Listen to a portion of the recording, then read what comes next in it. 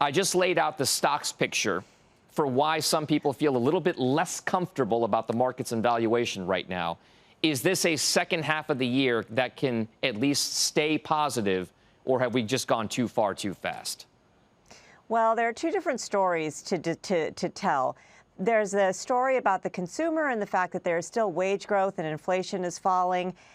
There's that story. And then there is that AI story that you're talking about. And that's the one that I think that probably gives people the most discomfort, because what we know is that we tend to buy into these stories, expect a lot very quickly, and then it doesn't come as quickly as possible, and then we have a sell-off. And so I think that's probably the story that we're going to see with AI, which is that, you know, something that has been in the works for years now, literally a decade, is now come to market, and everybody thinks that it's going to change their lives tomorrow, and it's probably going to change their lives over the next 10 years, but we've bought into it thinking that it's all going to happen tomorrow.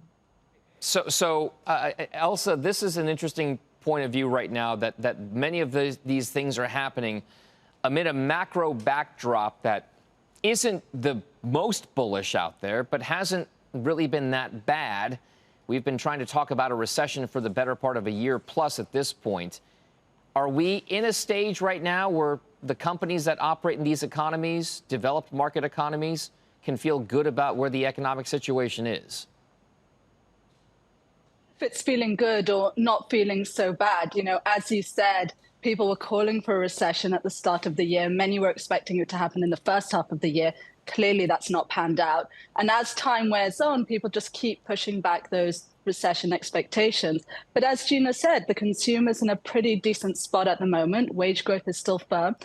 Headline inflation has actually come down a fair bit. Core is a lot stickier than central banks would like. But all in all, the macro picture doesn't look too terrible right now.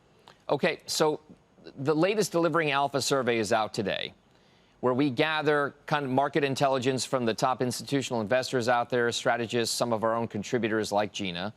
Among the topics, where will the best returns lie for the rest of the year? It's almost evenly split among short-term treasuries, the S&P 500, foreign stock markets. You can see they're all roughly about a quarter of respondents think that foreign stocks, the S&P, and short-term treasuries are the place to be. Not many people think it's going to be the NASDAQ 100 or oil prices overall. Gina, does that kind of click with what your feeling is right now? Do you feel as though the stock market is still the place to be, or is it short-term treasuries? They're kind of on opposite ends of the spectrum. You know, we've actually had a very, very boring recommendation, which is just a balanced portfolio. And part of the reason is because, like your other guest said, people have been expecting a recession. It hasn't come. We've been pushing it out to next year. We've been moderating what we think it's going to be. Now it's going to be shallow. Then it was a growth recession. Now it's just going to be a mild slowdown. And so, you know, the outlook is not as negative as we thought, but we know we have some extension in the markets in some parts of the market. So there are definitely parts of this market that are overextended. But the problem is that the risks outweigh the risk. The upside risks are about balanced with the downside risks. So in absent kind of new information, you have to keep market exposure in a diversified portfolio. We're not wildly overweight in any space right now because it is hard to make bets at the moment. Okay, Elsa, if you take a look at the way that interest rates have shaped up for places like the U.S., the UK, Europe, you know, I'll leave Japan maybe out of it. They're not exactly kind of like what's happening with the U.S. and the UK. Is there an opportunity right now with regard to sovereign bonds in many of these developed markets, given where we see currencies trading right now? Is it still the U.S. dollar? Are there better opportunities in, say, the UK or the Eurozone?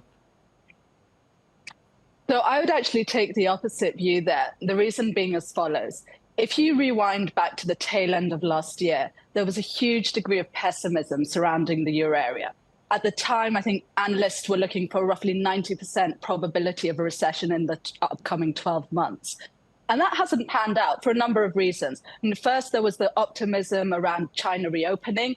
That definitely hasn't played out, but that quickly pivoted to lower energy prices, to enthusiasm around the economic data in Europe. And now that probability of recession has dropped all the way down to 40%. People are actually more positive on the economic prospects for the euro area than they are for the US. That to me seems wrong. And so going into the second half of the year, I still think the US in relative terms is going to do better than the UK or the euro area. And at the margin, that should be supportive for the currency.